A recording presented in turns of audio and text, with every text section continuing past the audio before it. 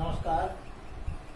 आज हम कक्षा 11 बचा हिंदी पाठ 2 राजस्थान की रजत भूमि, जिसके लेखक अनुपम मिश्र जी।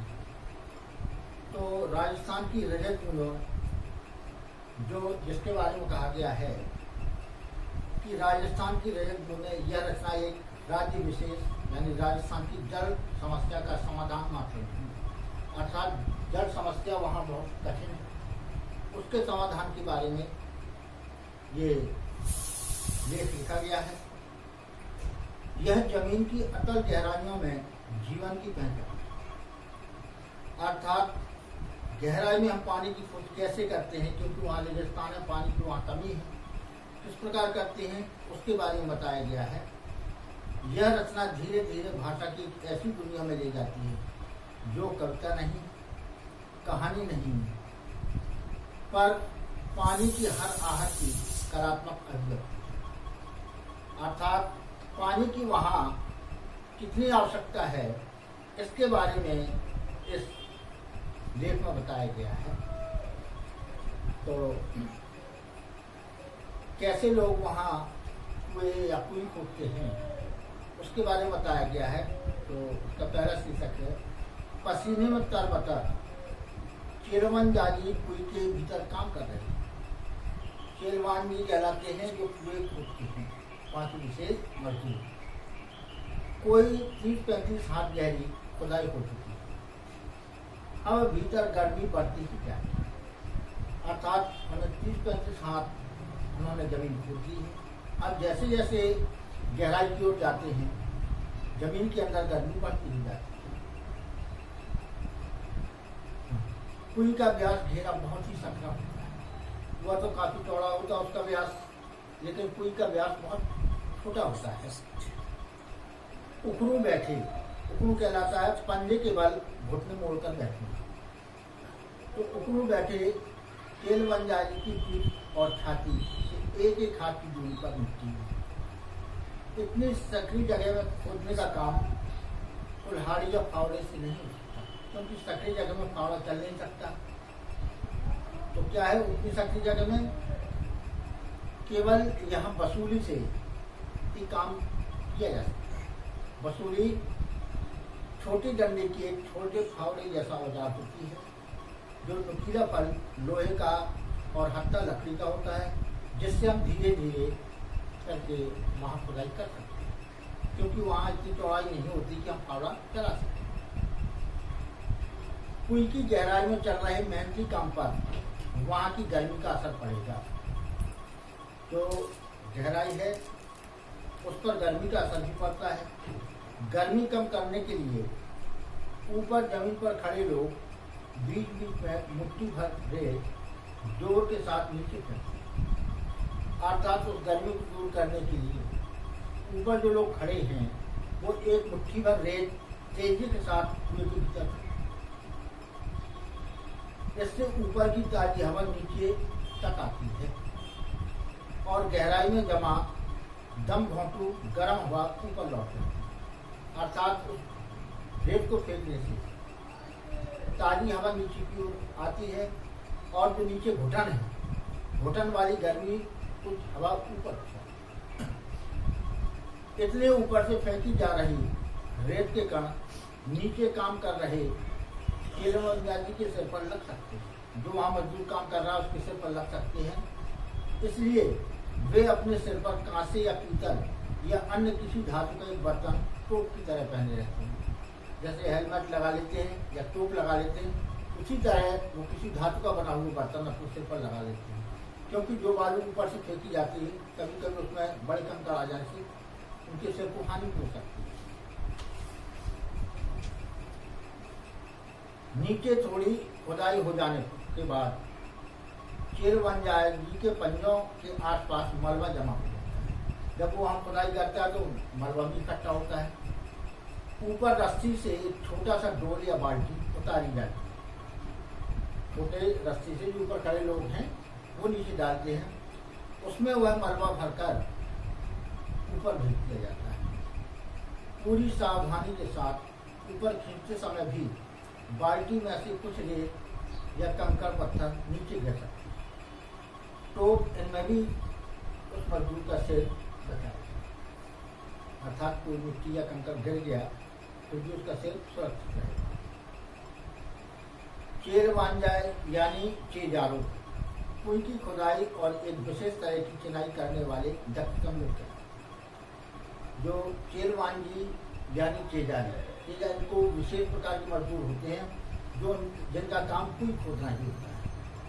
इन्हें विशेष मजदूरों का दर्जा दिया गया है। यह काम चेजा कहलाता है और जो ये काम करते हैं वो चेजा कहलाता है, और इस काम करने वाले को चेरवांजारी या चेजारो कहते हैं। चेजारो जिस कुएं को बना रहे हैं वह भी कोई साधारण ढांचा नहीं। कुएं यानी बहुत ही छोटा सा कुआं। कुआं पुल्लिंग है, कुएं स्त्रीलिंग है। यह छोटी भी केवल व्यास में ही है, गहराई तो इसमें कुएं की कहीं से कम नहीं। राजस्थान में अलग अलग स्थान पर एक विशेष कारण से कुइयों की गहराई कुछ कम और कुछ ज्यादा, अर्थात कुछ कुइयों की गहराई कम होती है और कुछ की ज्यादा होती है। यानी जब तक पानी नहीं निकल आता वहां तक कुएं को खोदा जाता है। कुएं और अर्थ में कुएं से बिल्कुल अलग, यानी कुएं और कुएं में भिन्नता है। कुआं भूजल को पाने के लिए बनता है, यानी पृथ्वी का जल कहाँ है उसको पाने के लिए खोदा जाता है, पर कुएं भूजल से ठीक वैसे नहीं होती जैसे कुआं होता है। कुएं वर्षा के जल को बड़े विचित्र ढंग से समेटती है। तब जब भी वर्षा नहीं होती, यानी कुएं में न तो सतह पर बहने वाला पानी होता है न भूजल होता है, यह तो नेति जैसा कुछ पेचीदा मामला है, यानी बूंद बूंद करके भी इकट्ठा होता है। ये कुछ पेचीदा मामला है, क्योंकि रेत होती है वो पानी को सोखकर नीचे की ओर भेजती जाती है और गर्म होने पर वही पानी खुल जाता है। मरुभूमि में रेत का विस्तार और गहराई अथाह है। जहाँ तक देखो रेती रेत दिखाई देती है और गहराई में भी जहाँ तक खोजो रेती दिखाई देती है। यहाँ वर्षा अधिक मात्रा में भी हो तो उसी भूमि में समझ जाने में देर नहीं लगती। चाहे जितनी वर्षा हो, रेत इतनी ज्यादा है तो उसे जमीन के अंदर खींच लेगी। पर कहीं कहीं मरुभूमि में रेत की सतह के नीचे प्रायः 10-15 हाथ से 50-60 हाथ नीचे खड़िया पत्थर की एक पट्टी है, अर्थात इस रेत के नीचे 10 या 15 हाथ के नीचे खड़िया या पत्थर की एक चट्टान करती है, पट्टी जिसे हम चट्टान की पट्टी कहते हैं। यह पट्टी जहाँ भी है काफी लंबी चौड़ी है, पर रेत के नीचे दबी होने के कारण ऊपर से दिखाई देती। ये पट्टी कहाँ ये मालूम नहीं होता, क्योंकि ऊपर से बहुत सी रेत ढकी है। तो ऐसे क्षेत्रों में बड़े कुएं खोदते समय मिट्टी में हो रहे परिवर्तन से खड़िया पट्टी का पता चल जाता है। जो चेजारो लोग हैं उन्हें खोदने का अभ्यास है। जैसे जैसे वो नीचे खोदते जाते हैं तो उन्हें मालूम पड़ जाता है कि यहाँ खड़िया पट्टी की सतह पाई जा रही है।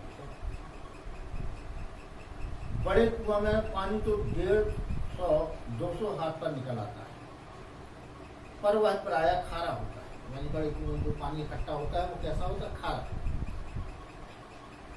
इसलिए पीने के काम में नहीं आ सकता। बस तब इन क्षेत्रों में कुइयां बनाई जाती हैं।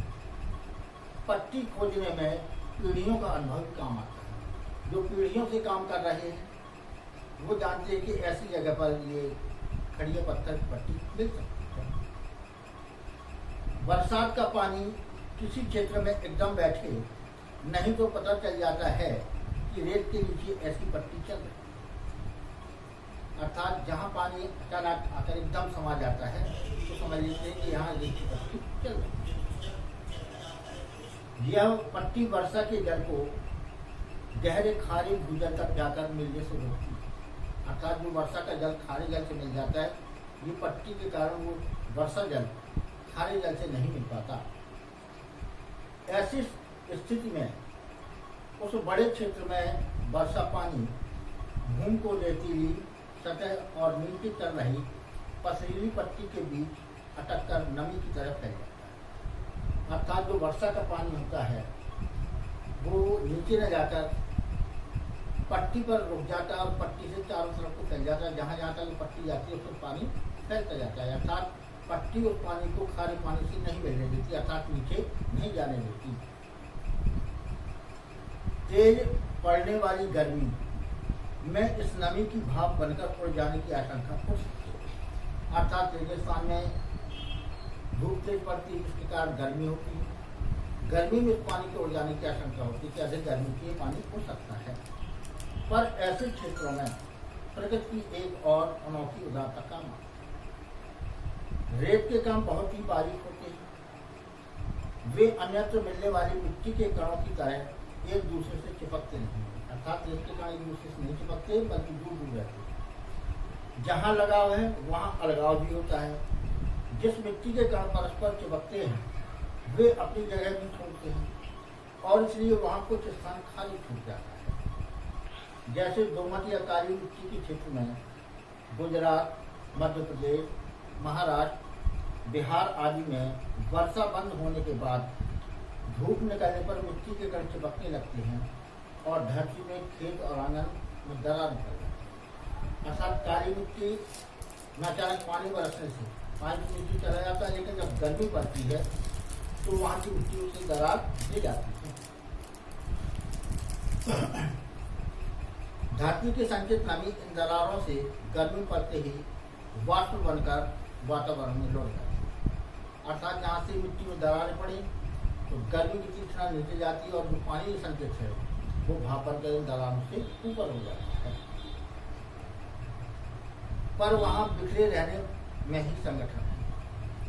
मरुभूमि में रेत के कण समान रूप से बिखरे रहते हैं, यहाँ परस्पर लगाव नहीं, इसलिए अलगाव भी नहीं होता। पानी गिरने पर कण थोड़े भारी हो जाते हैं पर अपनी जगह नहीं छोड़ते, इसलिए मरुभूमि में धरती पर दरारें नहीं पड़ती। भीतर समाया वर्षा का जल भीतर ही बना रहता है। एक तरफ थोड़े नीचे चल रही पट्टी इसकी रखवाली करती है तो दूसरी तरफ ऊपर रेत के असंख्य कणों का पहरा पड़ा है। जो नीचे खड़ी है संगमरमर वाली पट्टी है वो उस पानी को रोकती है और ऊपर पड़ी रेत इसको ज़्यादा उल्ट नहीं देती, अर्थात ऊपर की कण गर्म होती है, बीच में पानी बना रहता है। इस हिस्से में बरसी बूंद बूंद रेत में समाकर नमी में बदल जाती है, अर्थात जो पानी की बूंदा बरसती है धीमे धीमे रेत में समाकर ये पानी इकट्ठा होता है। अब यहाँ कुई बन जाए तो उसका पेट, उसका खाली जगह चारों तरफ रेत में समाई नमी को फिर से बूंदों में बदलती है, अर्थात बूंद बूंद करके ये छोटी सी जगह एकत्रित हो जाती है, यहाँ कुई खो दी जाती है। बूंद बूंद रिश्ती और कुई में पानी में जमा होने लगती है।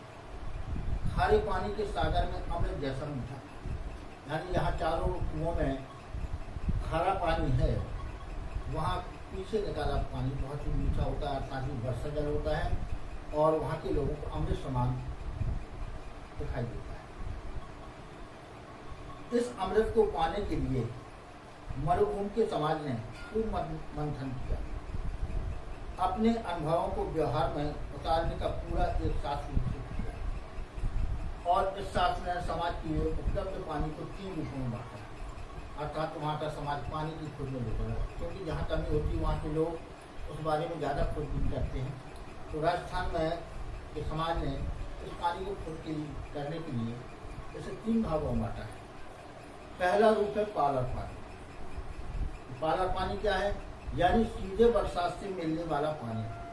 जो पानी बरसता है वो तालाबों में या गड्ढों में एकत्रित कर दिया जाता है, इसे पालर पानी कहते हैं। यह धरातल पर बहता है और इसे नदी, तालाब आदि से रोका जाता है, अर्थात इसको इकट्ठा करके हम इस वर्षा जल का उपयोग कर सकते हैं।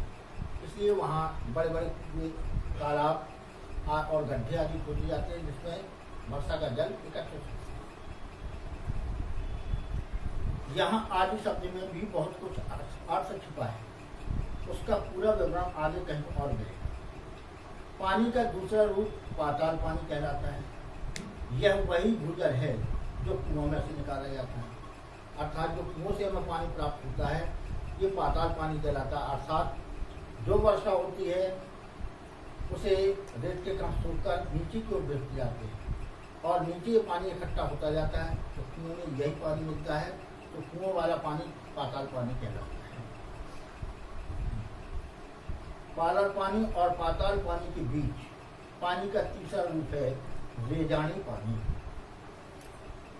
धरातल से नीचे उतरा लेकिन पाताल में ना मिल पाया, पानी रेजानी।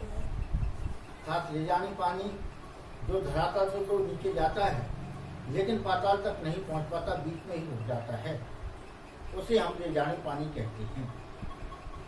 तो वर्षा की मात्रा नापने में भी इंच या सेंटीमीटर नहीं बल्कि रेजा शब्द का उपयोग होता है, और रेजा का माप धरातल पर हुई वर्षा का वो नहीं, धरातल में समाई वर्षा को नापता है। अर्थात धरातल में कितनी वर्षा, कितने सेंटीमीटर वर्षा हुई, उसको नापते हैं। मरुभूमि में पानी इतना गिरे कि 5 अंगुल भीतर समा जाए, तो उस दिन वर्षा को 5 अंगुल रेजे कहें। अर्थात वहाँ वर्षा नापने की अपनी प्रथा है समाज में। यदि 5 अंगुल पानी गिरा तो उसे 5 अंगुल रेजो कहेंगे, ये उनकी नापने की इकाई है। आजकल तो वैसे वर्षा मापक यंत्र द्वारा इसे नाप सकते हैं। रेजानी पानी खड़ियन पट्टी के कारण पाताली पानी से अलग बना है। अर्थात जो रेत द्वारा सूखा हुआ पानी है वो नीचे की ओर जाता है, परंतु बीच में खड़िया की चट्टानें मिलने के कारण ये नीचे नहीं जा पाता, बल्कि बीच में ही एकत्रित होता है। तो ऐसी पट्टी के अभाव में रेजानी पानी धीरे धीरे नीचे की ओर चला जाता है और पाताल पानी में मिलकर अपना विशिष्ट रूप होता है। जहाँ पट्टी होती है वहाँ ये पानी मीठा बना होता है, और जहाँ ये पट्टी का अभाव होता है वो पानी नीचे जाकर पाताल पानी में मिल जाता है। यदि किसी जगह भूजल पाताली पानी खारा है तो रेजानी पानी भी उसमें मिलकर खारा हो जाएगा। यदि भूजल का पानी खारा है तो रेजानी पानी भी उसमें खारा हो जाएगा। इस विशिष्ट रेजानी पानी को समेट सकने वाली कुएं बनाना सचमुच एक विशिष्ट कला है। रेजानी पानी जहाँ एकत्रित होता है तो वहाँ उस पानी को प्राप्त करना एक विशेष कलाकार के लिए ही संभव है, और इसे प्राप्त करने वाला विशिष्ट होता है। 4-5 हाथ के व्यास की कुएं को 30 से 60-65 हाथ की गहराई तक उतारने वाले चेजारों कुशलता और सावधानी की पूरी ऊंचाई नापते हैं। अर्थात 4-5 हाथ के व्यास की कुएं तो 30 से 60-65 हाथ की गहराई तक उतारने वाले चेजारों सावधानी पूर्वक उस ऊंचाई को नापते हैं कि कितनी गहराई पर हमें ये पानी प्राप्त होता है। चेंजो यानी चिनाई का श्रेष्ठतम काम कुएं का प्राण। अब कुएं तो खोल लेते हैं, लेकिन उसको चारों ओर बांधने के लिए ये कुशलता काम है। क्यों? मिट्टी हो तो उसमें गारे लग जाए, लेकिन वहाँ बालू है, बालू जरा सी झटके में नीचे गिर सकती है, इसलिए यह काम बहुत ही सावधानी पूर्वक किया जाता है। इसमें थोड़ी सी भी चूक चेजारों को मान ले सकती। यदि इसमें जरा भी कमी हुई तो ये वहाँ काम करने वाले व्यक्ति के प्राण भी ले सकती है। क्यों? अचानक यदि उसमें जरा भी चूक हुई तो बालू का ढेरा ऊपर से गिर जाएगा और उसको दबा देगा, अर्थात चेजारों दबकर मर जाएगा। इसलिए बहुत ही सावधानी पूर्वक किया जाता है। जरा सी असावधानी में चेजारों की मृत्यु भी हो सकती है। तो हर दिन थोड़ी थोड़ी खुदाई होती है, डोल से मलबा निकाला जाता है। अर्थात थोड़ी थोड़ी जमीन की, एक दिन में नहीं पूरा हो जाए, थोड़ी खुदाई की और डोल से यानी रस्सी और बाल्टी डालकर जो मलबा होता है उसको बाहर निकालते हैं। धीमे धीमे करके यह कई दिनों में इसकी खुदाई होती है। डोल से मलबा निकाला जाता है और फिर आगे की खुदाई रोक कर अब तक हो चुके काम की चिनाई की जाती है। अर्थात जितना काम हो चुका है उसकी चिनाई करने के लिए चारों तरफ घूमने लगाते जाते हैं। ये नहीं है कि पूरा खुद जा फिर हम लगा, तो जितनी खुदाई होती जाती है फिर हम ऊपर से उतनी ही चुनाई करते जाते हैं, ताकि मिट्टी धस के या गिर न सके, अर्थात वहाँ की जो रेत की मिट्टी है वो नीचे ना गिर सके, इसलिए ऊपर से ही चनाई करते चले जाते हैं। अर्थात जितना खोदते हैं वहाँ तक की चनाई हम पूर्णता कर लेते हैं। 20-25 हाथ की गहराई तक जाती जाती गर्मी बढ़ती है।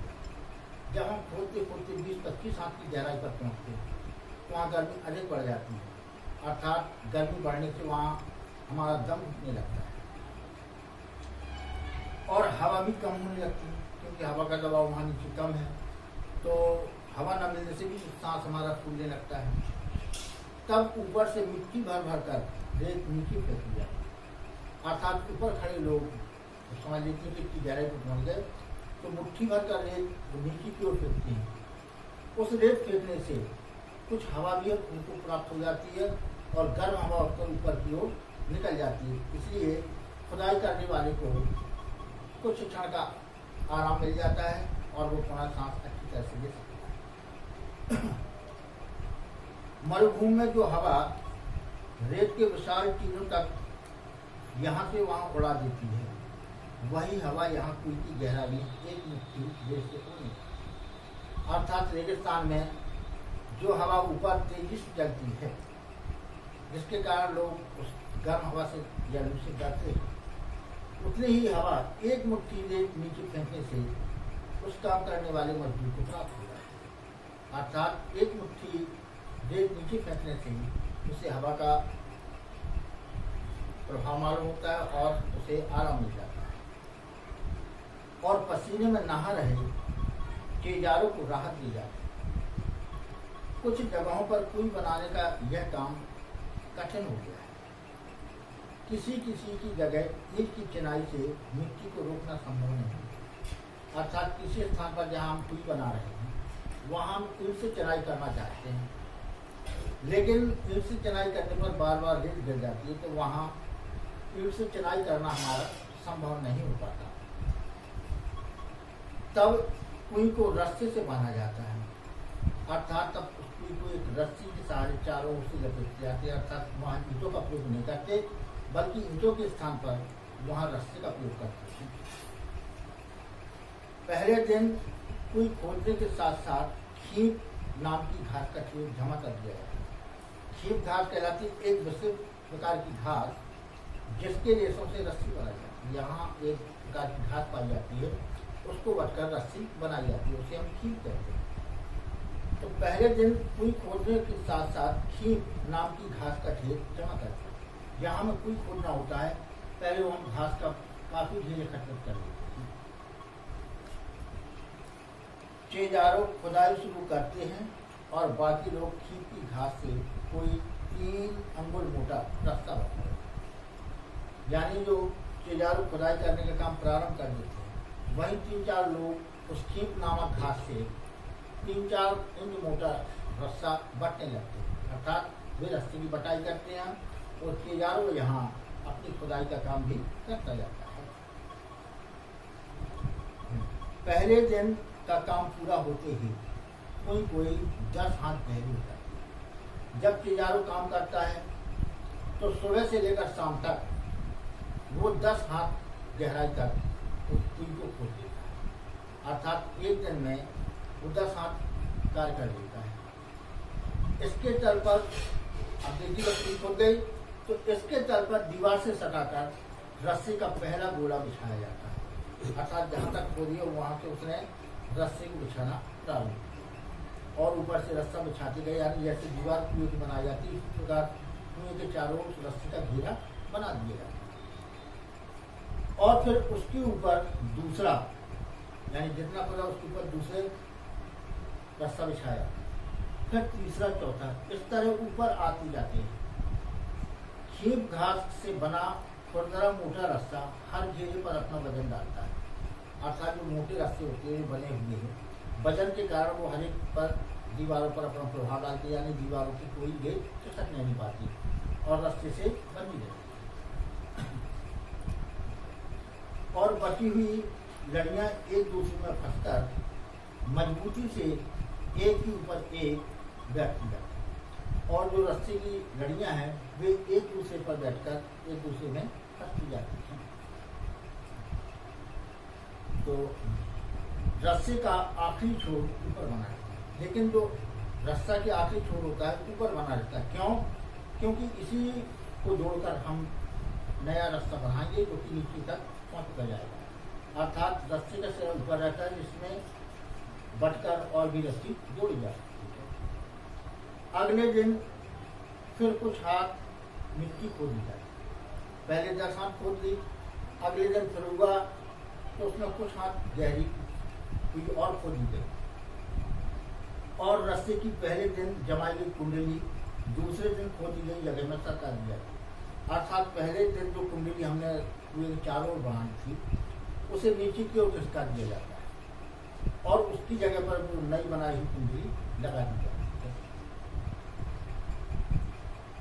हाँ, और वह कुंडली दूसरे दिन खोदी गई जगह में सरका दी जाती है। ऊपर छोटी दीवार में अब नया रास्ता बनाया जाता है। अब जो नीचे रस्सी में खिसक गई, ऊपर का सिरा उसका खुल गया, तो उस खुले ही रिश्ते में फिर नया रस्सी डालकर उसे बांधा जाता है। तो रस्सी की कुंडली को टिकाए रखने के लिए बीच बीच में कहीं चिनाई भी करते हैं। अर्थात रस्सी टिकी रहे इसलिए बीच में जहाँ देखी कि कुछ मजबूत जगह है वहाँ हम ईंटों की चिनाई भी कर देते हैं, जिसके कारण रास्ता नीचे न खिसकने पाए, अर्थात उस पर जमा रह सके।